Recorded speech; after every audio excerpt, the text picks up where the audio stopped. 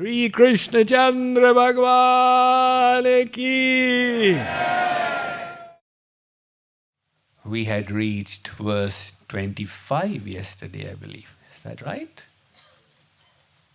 Move on to 26.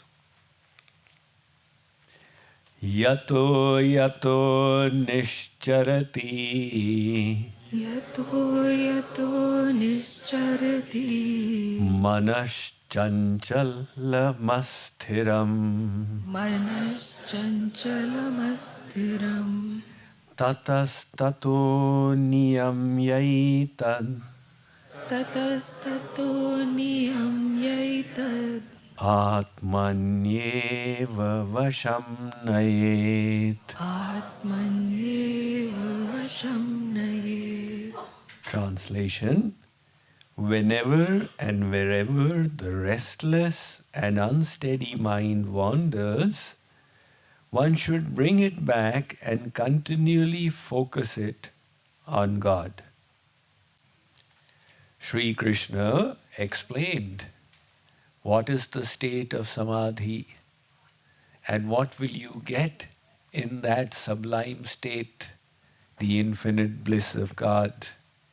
And then he encouraged Arjun to gradually gain control over the mind one step at a time and practice sadhana. Now he is explaining what is going to happen when you engage in practice. The mind will be scattered. This is nothing of astonishment. People say, Swamiji, I put my mind in God and it wandered away. Why did it wander away? What is so astonishing? In endless lifetimes you took your mind to the world. That old practice will take time to erase. Hence, don't find it astonishing if the mind runs away from the object of your meditation. Your job is, as Sri Krishna says, wherever it goes, you bring it back. How will you bring it back? With the power of the intellect. So the subtle machinery that is fitted into our body includes the five senses, the mind, and the intellect. The Kathopanishad gives the chariot model.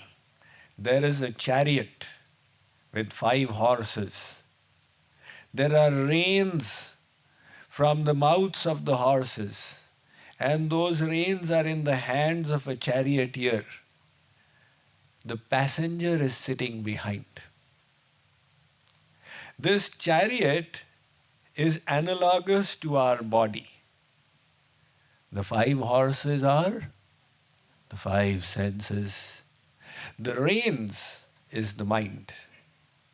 The charioteer in whose hands the reins are is the intellect. And the passenger behind is the soul.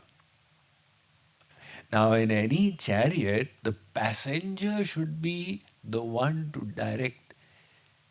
Take me to the Radha Krishna temple of San Jose. And the charioteer then controls the horses and the chariot moves in the desired direction. Here, the passenger, the soul, the self is asleep. It doesn't even know who am I. So for lack of any better direction, the horses are now getting the freedom to direct things. The eyes say, I want to see that. The ears say, I want to hear this. The tongue says, I want to taste these. So the horses are pulling the chariot and the mind is tied to them. Mind says, yes, I will get pleasure in this. So they tug at the intellect. Can we get a rasgulla today? The intellect says, sure, why not? So the intellect is not illumined. It is conceding to the demands of the senses and the mind. And the poor soul is going around here and there, here and there. The Bhagavad Gita, the Vedic scriptures say endless lifetimes have gone by in this journey. Now you wake up. The soul exerts itself. I am in charge. I will decide what my intellect should believe in and not believe in. With the intellect illumined with wisdom, I will then use the intellect to control the mind. And the mind will control the senses. So the higher self will now be in charge to subjugate the lower self. Everybody is saying my mind is not under control, but I disagree. Everybody's mind is under control. Have you ever shouted at your boss? No. Nobody has done that. Why? Because the intellect says this is dangerous, you'll lose your job. The mind is filled with rage. The intellect says, forget it. Don't get angry here. So everyone knows how to control anger once the intellect decides. That is why anger only flows downwards. The subordinate controls the anger. He's not beyond anger. He shouts at his subordinate. That person shouts at their subordinate. And that person is the last in the chain. He doesn't have an option. He builds it all up and goes and shouts at his wife. Wife knows when my husband returns from office, his voltage will be 440 volts. Full of rage, all the pent up emotions will be all purged upon me. The poor wife, what to do? So she takes out the anger on the child, and the child takes out the anger at the dog.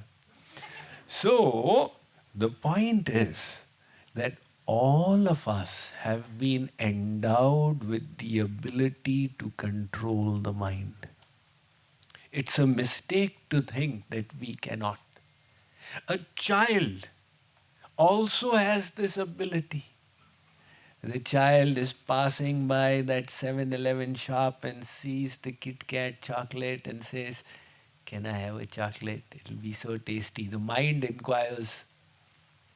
The intellect says, you need money and you don't have money. If you just pick it up, that shopkeeper will beat you up.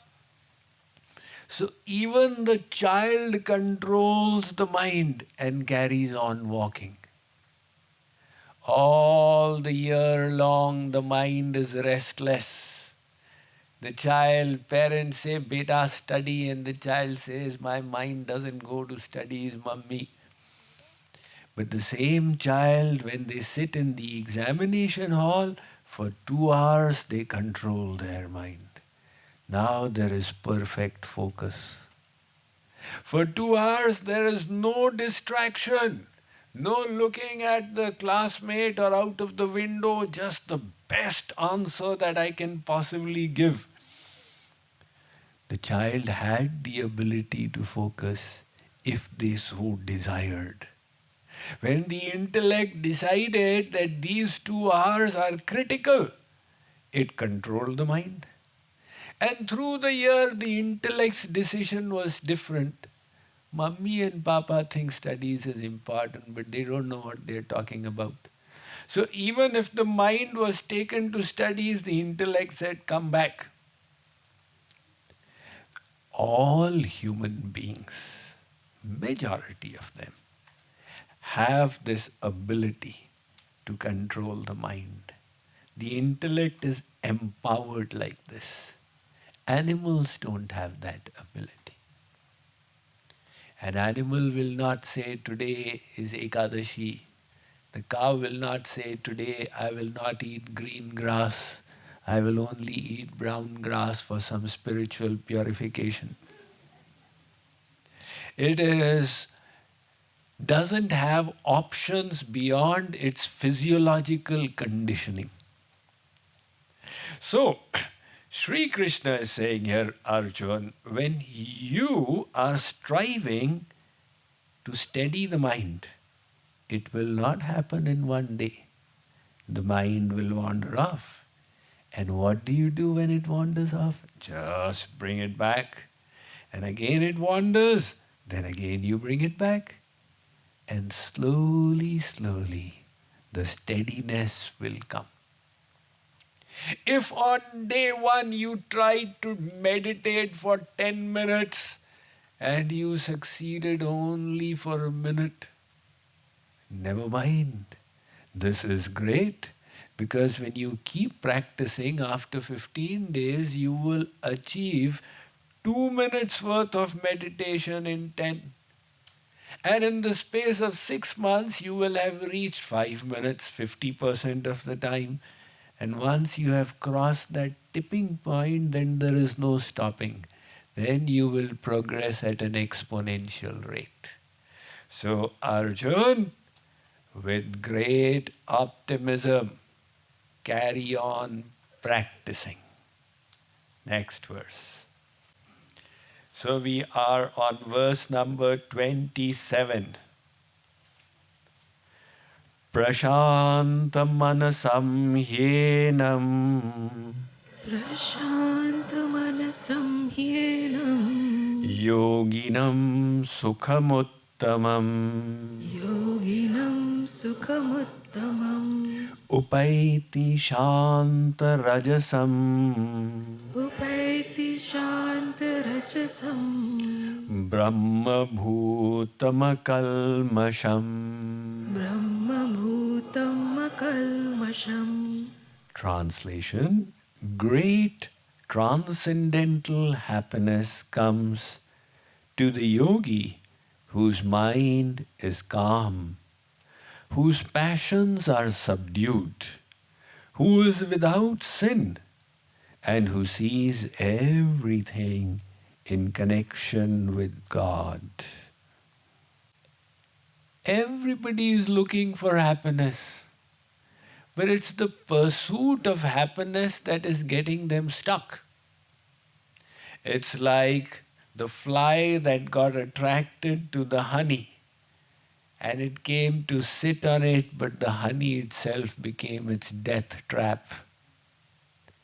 Likewise, we decide that there is happiness in the wrong places and we chase it, resulting in the entanglement of our mind and intellect.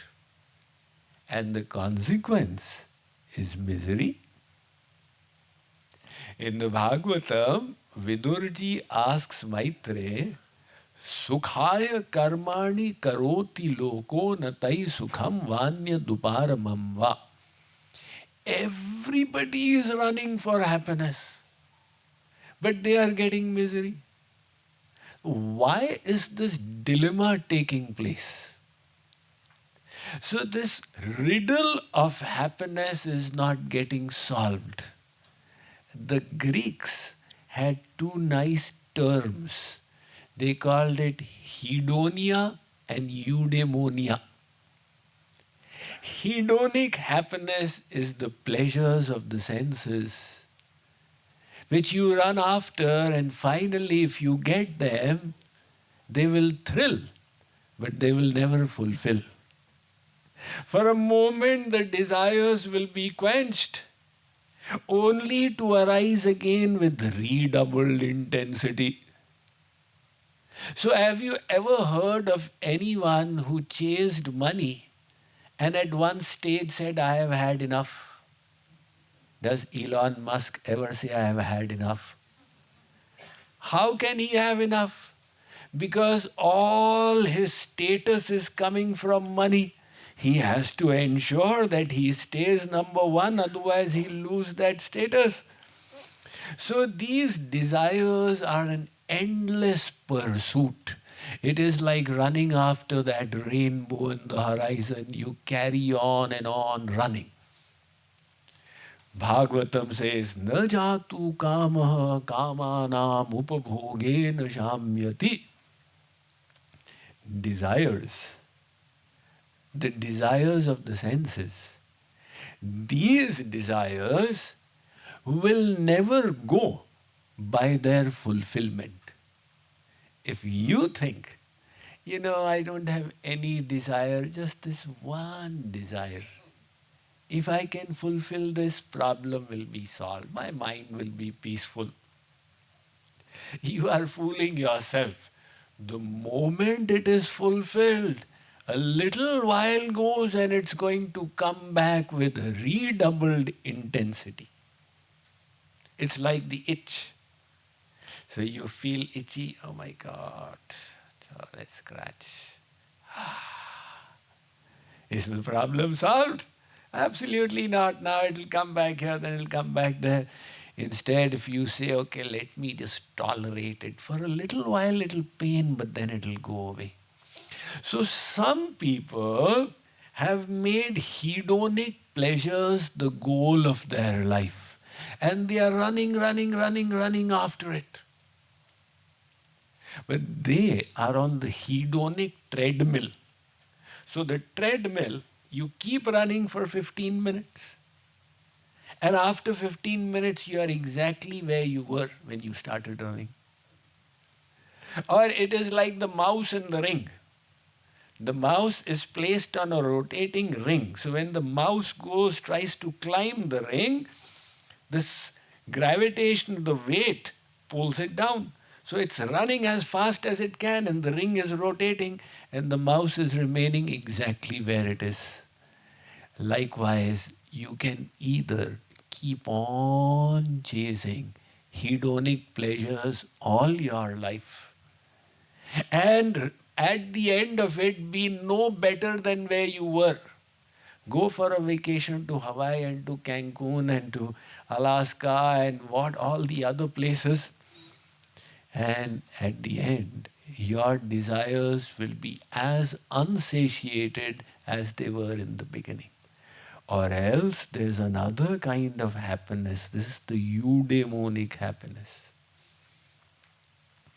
This happiness, if you chase, you can get it without the need of externals.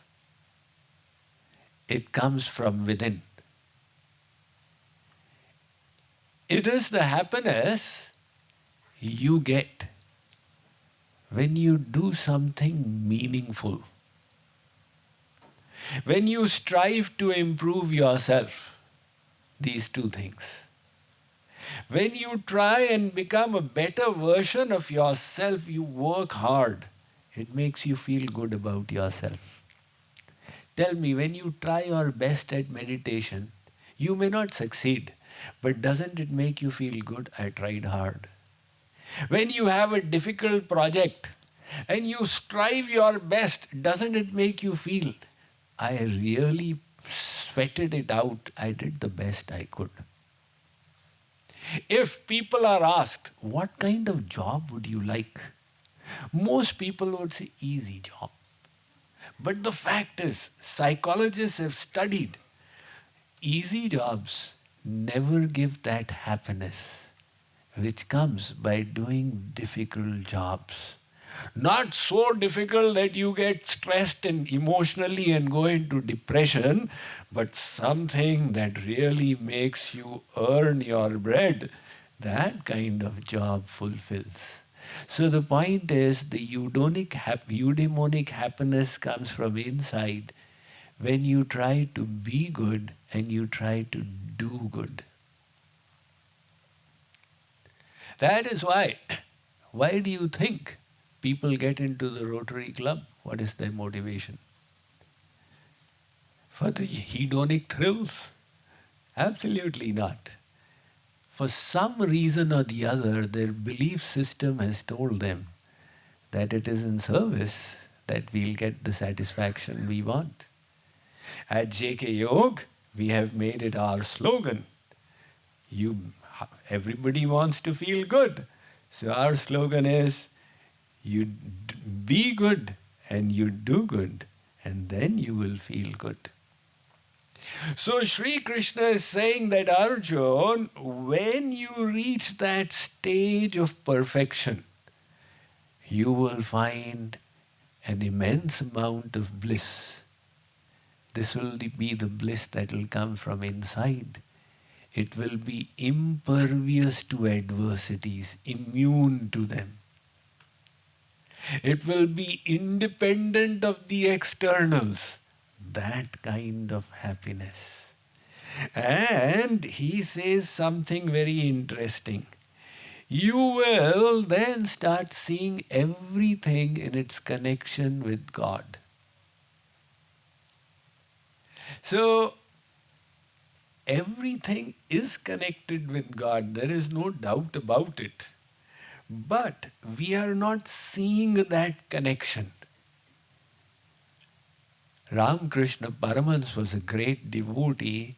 He lived about 120, 150 years ago, 25 years ago in Kolkata. And in his time, there was that time it was British rule in India. And there were some reformist movements. One of them was the Brahmo Samaj, started by Raja Ram Mohan Rai, and later on its head became Keshav Chandra. So he was like a rationalist. There is no God and all these things, these stupid things people believe in. But he would notice that so many people are going to Ramakrishna Paramahansa, getting inspiration from him, and getting their lives transformed. So this irked him so much. He was considered the biggest scholar in Asia. Nobody could stand in front of his arguments. And he said, why is it people are not coming to listen to me? And they're going to this mad priest in Dakshineshwar. He wrote a message. I wish to come and engage in debate with you, Shastrarth. Ramakrishna Paramahansa's disciples read out the message, Guruji, this person is so dangerous, Keshav Chandra. Everybody in Asia trembles before him, stay away. He said, no, call him over. The message, invitation was sent. Now Ramakrishna Paramahansa would keep on peeping out of his door. Has he started coming as yet? Finally, when Keshav Chandra arrived, Ramakrishna Paramahansa said, come, Keshav, I've been waiting for you so long, and he gave him a hug. I've heard so much about your arguments. I would like to hear them today. Please argue.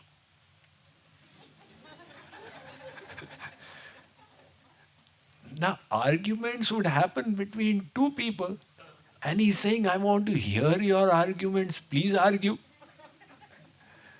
So Keshav Chandra said, now what do I do with this crazy guy? He said, there is no God.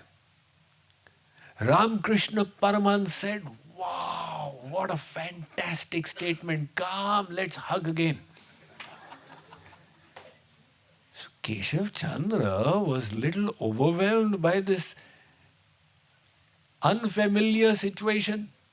And Ramakrishna Paramahansa said nothing. So he said, let me enhance the argument further. He said, God, people say that God is the one who created this world. I say that if there is a God who created this world, then who created God? Ramakrishna Paramahansa said, this time your argument is even more spectacular. Come, let's hug again. Slowly his argument started becoming weaker. And he said, what kind of a person are you? You don't argue, you just give me a hug every time. Ramakrishna Paramahansa said, I am giving my arguments, you are not able to understand them. For me, you are the proof of God. You've got such a fine intellect. Who has created this? When I see the way your brain works, I start admiring the Creator who has blessed you with this kind of buddhi. So, if we open our eyes, we will see the miracle of God in every aspect of His creation. We are deadening ourselves to it. That is the problem. There was an experiment conducted by the Washington Post in the DC region. They did this. They contacted Joshua Bell. Joshua Bell was a world-renowned violinist. He still is. The experiment happened in 2013. He did a performance in Boston, and the tickets sold for about $500 each. And 2 days later, he did the same performance in a subway station in the DC metro without anybody knowing. So all that people saw, the commuters, was when they came in the morning around 8, they saw one man sitting there playing on the violin. The violin was $2 million. He had purchased it for that much. And the songs he was playing, the tunes, were amongst the best in the history of Western classical music. They were the tunes by Bach. So people went by, they thought some beggar is sitting there. They continued to walk.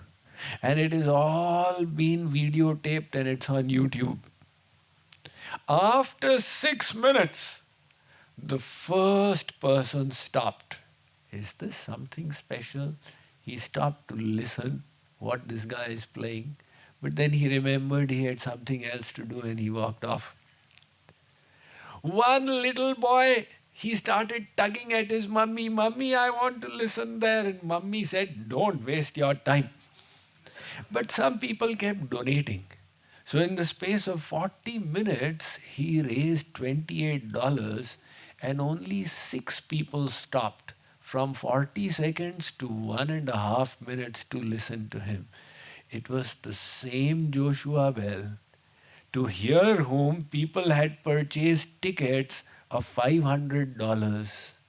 The Washington Post had conducted this experiment just to check that in ordinary situations, do people have an eye and ear to recognize the extraordinary? And the results were obvious. 1,000+ people went by, they did not.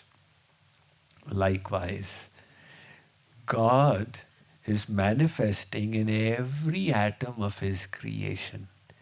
Sri Krishna says, Arjun, when you reach that state of enlightenment, you will see everything in its connection with the divine. Move ahead. We have to complete this chapter, so we'll jump to verse number 29. Sarvabhutasthamaatmanam Sarvabhutasthamaatmanam Sarvabhutani Chatmani Sarvabhutani Chatmani Ikshate Yoga Yuktatma Ikshate Yoga Yuktatma Sarvatra Samadarshanaha. Sarvatra Samadarshanaha. Translation: the true yogis, uniting their consciousness with God, see with an equal eye all living beings in God and God in all living beings. So he now says that in the state of enlightenment, they see the divine sitting in everyone and everyone within the divine. So this naturally changes their perspective to how they look and see others. Atmavat sarvabhuteshu Yah pashyati sa panditaha. One who can see the others as the self is truly learned. Everyone is fighting on the basis of self-interest. And some people are able to empathize with the feelings of others. I had explained to you all a couple of days ago the concept of EQ, intelligence quotient. It has three aspects: emotional self-awareness skills, awareness of your emotions. Oh, I'm feeling jealous. Oh, this pride is making me envious. So emotional self-awareness skills. Number two, emotional empathy skills. To empathize with the feelings of others. And third is emotional self-mastery skills. Can you keep your lower emotions in check? So that is the EQ. Sri Krishna says that the enlightened yogis naturally have these abilities because they are seeing the divine in others, and hence they are seeing everyone as themselves.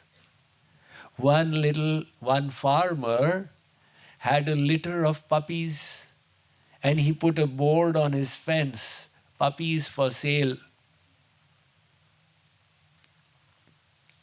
So one child, he convinced his parents, they gave him $25. He came and asked the farmer that how much for these puppies?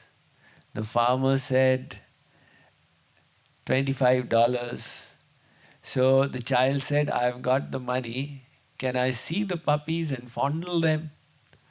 The farmer instructed his assistant, the kennel door was opened and the puppies, they came running. They came right there. And behind them all, one puppy was hobbling along. This boy's attention turned to that puppy, and he asked the farmer, what is wrong with this puppy? I want this one. The farmer said, no, you don't want it. He said, I want it. That puppy came along. It had one leg deformed, so it was hobbling. The farmer said, this is deformed. You don't want this puppy. He said, I do. He lifted his own leg and showed that he was wearing a brace. He had an artificial leg. He could empathize with that puppy's situation because he was in the same situation. And this is the quality of empathy. Now, if there was empathy in this world, all the conflicts and everything would disappear. People have got enough religion to fight with each other, but not enough religion to love each other. Isn't it ironical? Now, really, if there is love, then we can empathize with the situations of others.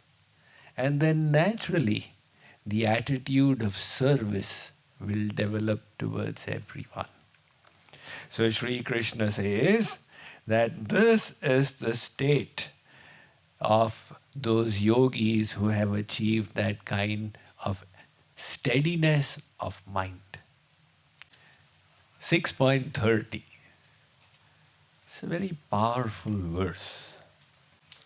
Yo mam pashyati sarvatra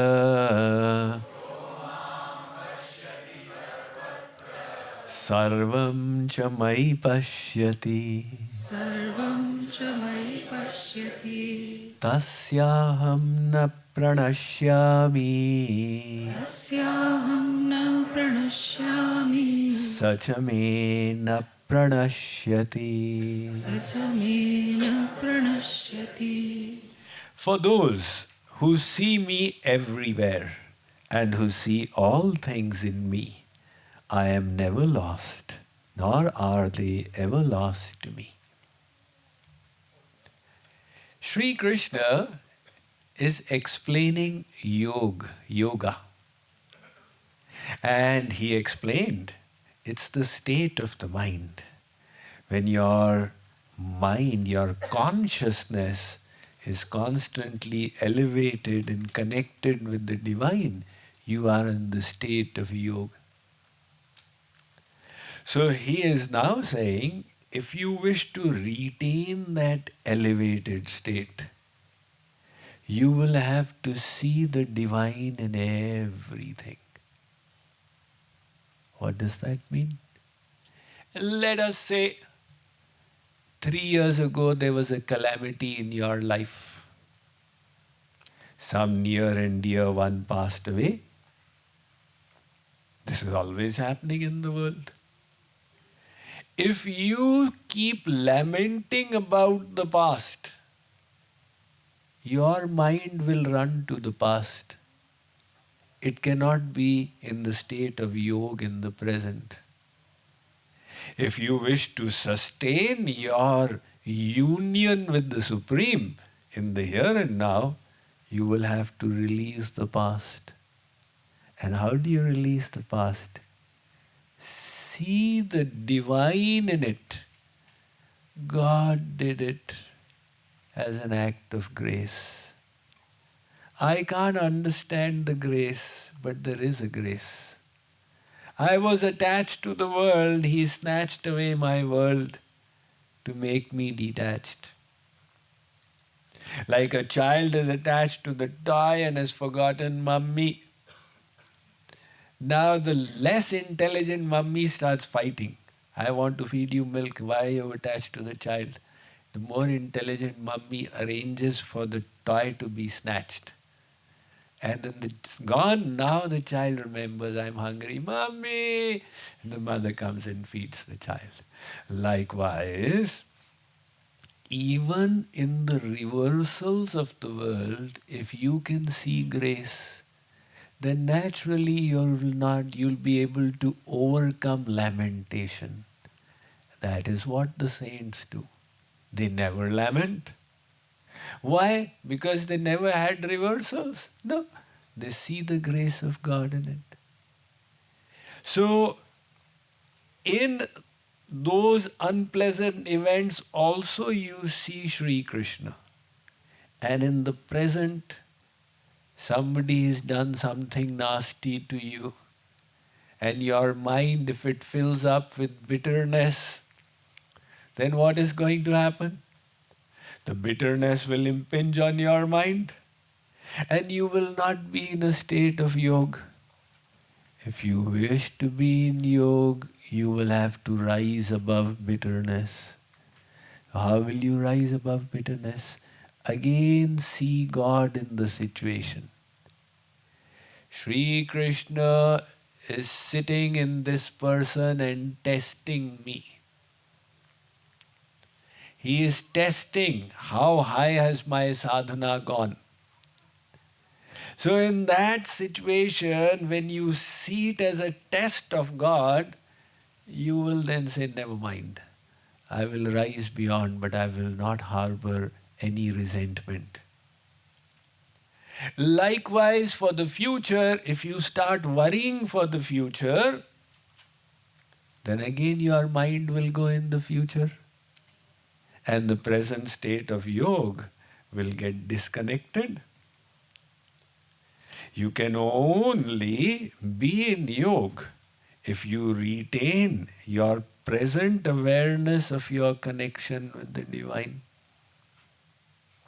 And that is why you will have to leave the future in God's hands. Say, look, the future is not in my hands. The only thing in my hands is my present effort. So let me do my best right now and let Him take care of the rest.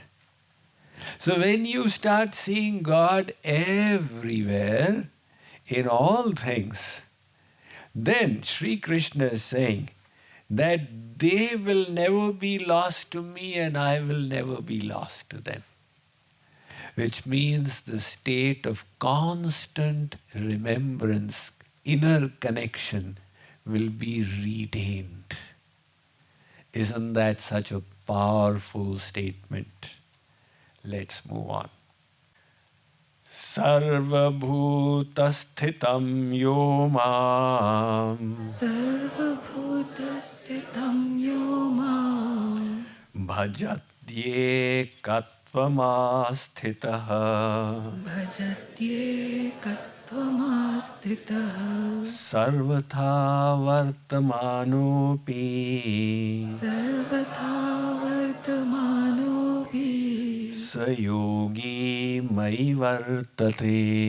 sayogi mai vartate. Translation: the yogi who is established in union with me and worships me as the Supreme Soul residing in all beings dwells only in me, though engaged in all kinds of activities. One person was on the deathbed and the doctor said that, look, you don't have many days to live. So this person's relative said that you had been harboring so much of bitterness to everybody. Why don't you just forgive everyone and die in peace now? He said that's a good idea. And he called all his enemies over. He said, I need to speak something important. They all came, what is the matter? What is he going to tell us? So he said, I was so annoyed about what you had done to me, but I want you to know that today I am forgiving you. Only if I am going to die in 1 week, as the doctor said, but if I continue to live, then I will not forgive you.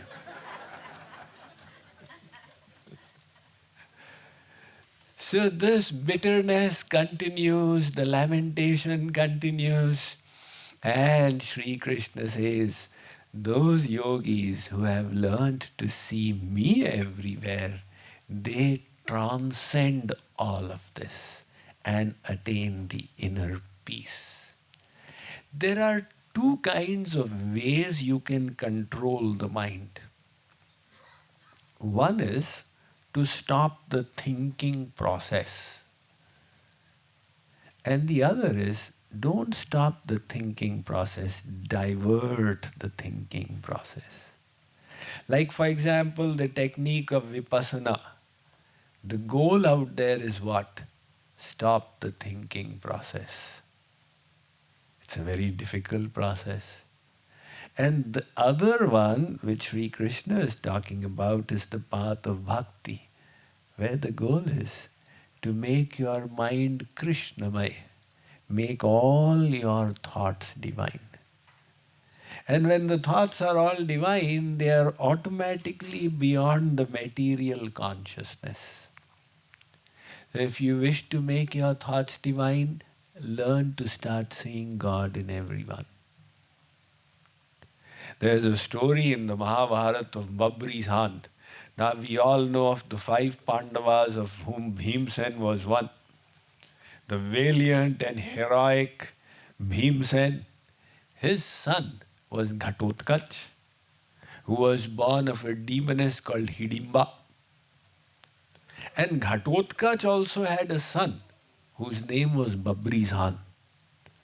This Babrizhan was a unique personality. He was extremely proficient in his skills. And when he came to know that the Mahabharata is about to start, he said, I should also go and participate. Sri Krishna came to know that Babrisan is coming, and he knew that Babrisan himself can overturn the outcome of this war. So Sri Krishna met him before he arrived and said, What all can you do? Can you show me a little sample of your abilities? Babri-san said, all right, Keshav, if you so desire. He took out an arrow from his quiver and shot it. The arrow went and pierced all the leaves of the tree and came and dropped at Sri Krishna's feet. Sri Krishna said, my God, this Babri-san is too much. So he said, will you give me? Do a favor for me. I want to ask you for something. Babri-san said, you are asking me, God is asking me, whatever you want. Sri Krishna said, give me your head. Babri-san did not hesitate, he chopped off his head. Sri Krishna made him stand there, just the head. You watch the war. And the whole war took place for 18 days. At the end, when it was all over, Sri Krishna went to Babri-san and said, what did you see?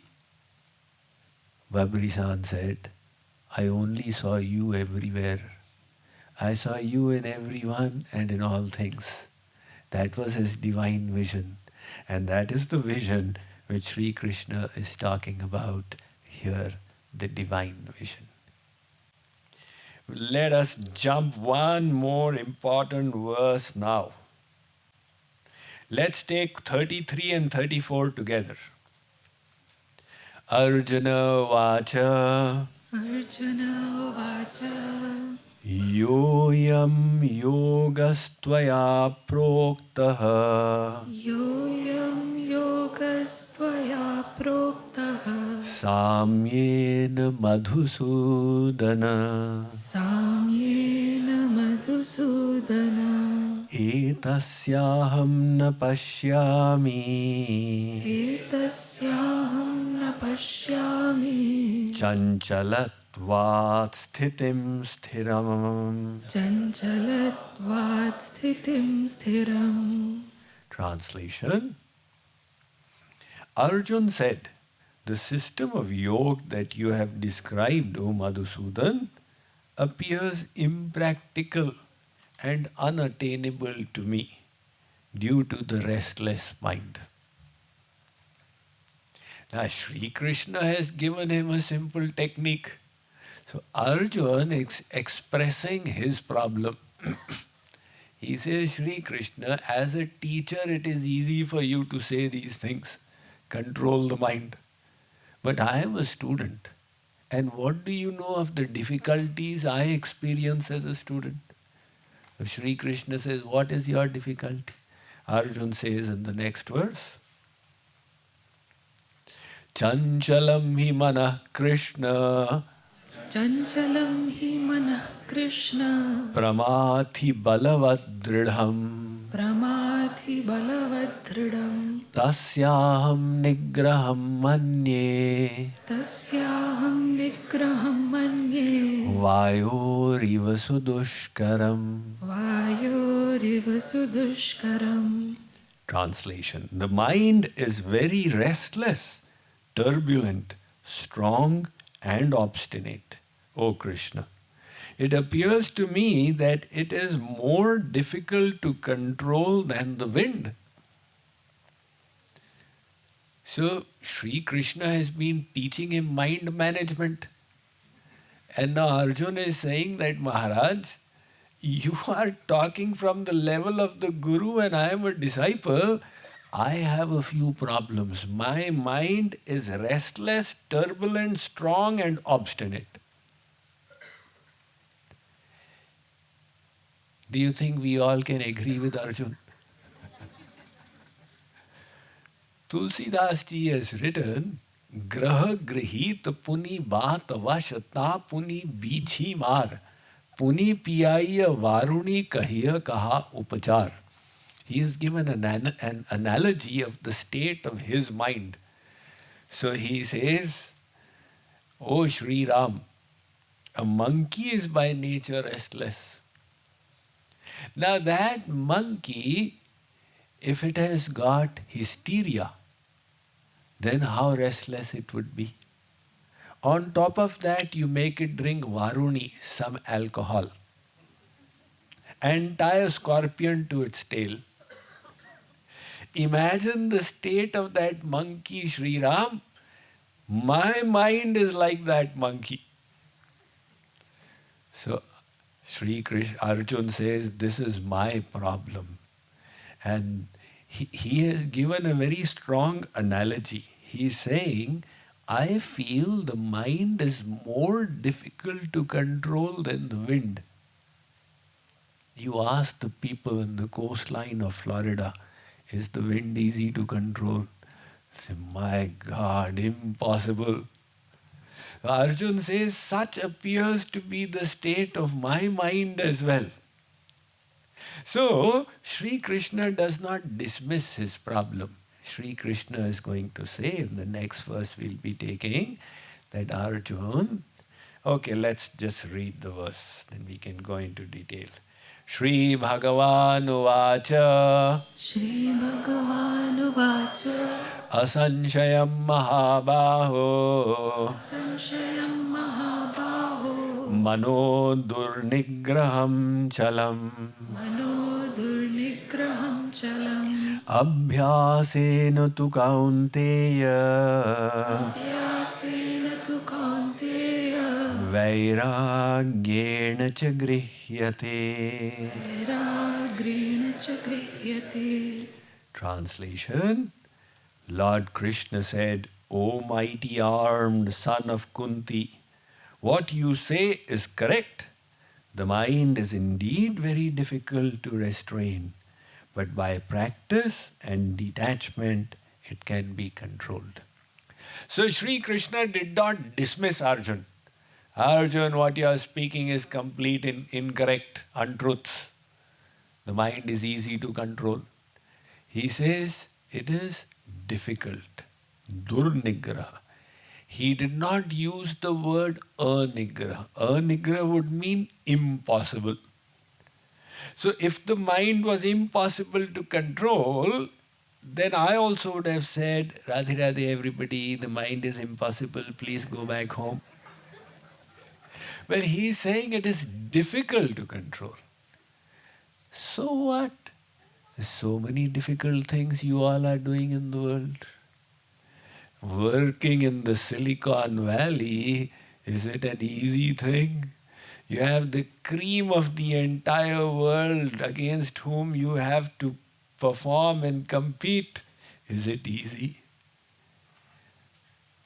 Keeping your little family, everybody happy, taking care of children, raising them, is it an easy job?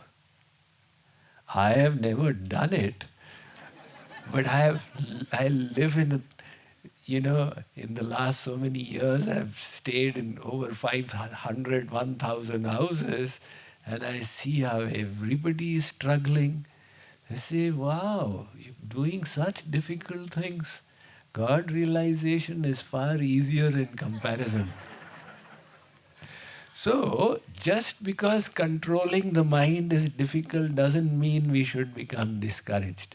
We need to learn the art, and that's what Sri Krishna says here and ahead, as we will discuss in tomorrow's final discourse of this series. Shri Krishna Chandra Bhagwan ki!